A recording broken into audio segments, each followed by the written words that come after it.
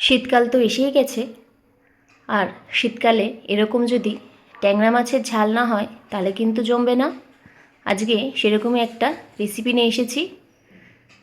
ট্যাংরা মাছ নিয়ে নিয়েছি।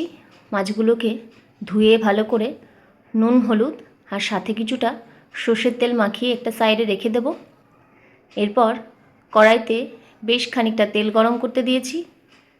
তেলটা গরম হয়ে গেলে ভালো মতো মাছগুলোকে একে একে তেলের মধ্যে ছেড়ে দেবো। মাছগুলো ভাজার সময় গ্যাসের ফ্লেমটাকে আমি হাই রেখেছি।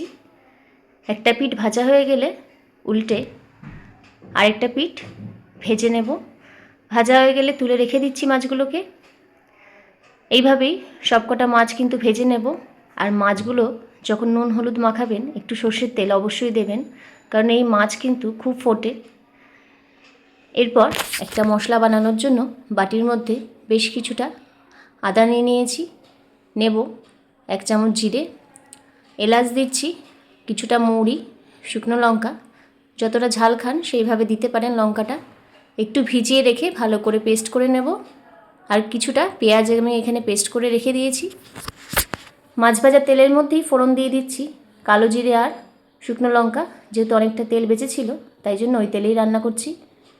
ফোড়নের মধ্যে এবার আমি পেঁয়াজ বাটাটা দিয়ে দেব। সাথে দেব হলুদ গুঁড়ো, স্বাদ মতো নুন, আর একটু ঝালঝাল করার জন্য এখানে কাঁচা লঙ্কা বাটা দিয়ে দিচ্ছি। সাথে দেব জিরে গুঁড়ো।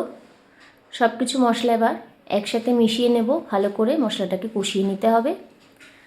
ভালো করে এই মশলাটাকে কষিয়ে একটু শুকনো হয়ে আসলে এর মধ্যে যে আদা জিরের পেস্টটা বানিয়েছিলাম সেই পেস্টটাকে দিয়ে দিচ্ছি।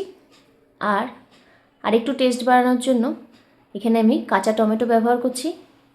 এটা অপশনাল, নাও দিতে পারেন যদি না থাকে। আমার কাছে ছিল, আমি দিয়ে দিয়েছি। এটা দিলে রান্নার স্বাদটা কিন্তু আরেকটু বেশি বেড়ে যাবে। এরপর অল্প অল্প করে জল দিয়ে মশলাটাকে কিন্তু খুব ভালো করে কষিয়ে নিতে হবে। যতটা ভালো মশলা কষানো হবে রান্নার স্বাদটাও কিন্তু ততটা বেড়ে যাবে। দেখুন কালারটাও চেঞ্জ হয়ে গেছে, তেলও কিন্তু ছেড়ে এসছে মশলা থেকে।